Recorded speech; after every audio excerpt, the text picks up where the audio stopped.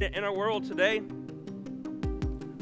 in the world, not just the United States, and I've mentioned this many times before, and if we've paid attention enough, we've seen it. Do you know that nobody gets upset when you bring Islam into schools? Nobody gets upset when you bring Buddhism into schools. Nobody gets upset when you bring atheism into schools. But everybody gets upset when you bring Jesus into school. Why does they get upset? Because they know the rest are fakes and Jesus is the real deal.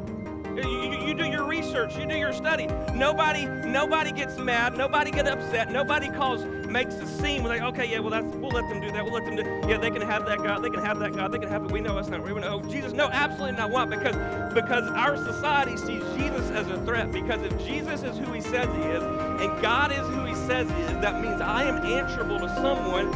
I don't want to be answerable to anyone. I want to do my own thing. Therefore, God doesn't exist, or Jesus doesn't exist. We're not going to have the truth in our world. We're not going to have the truth in our schools. We're not going to have that truth. Listen, they have for thousands of years been trying to shut the name up of Jesus, and all that's done is continue to spread.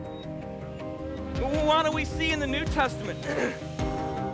Until Paul and his buddies, they arrested him and they said, "Hey, listen, we can't really charge you with anything because this is we see this going on in the account. If we charge you with something, what we recognize is it's going to cause a riot because there's some people that are following you guys that actually believe the stuff you do.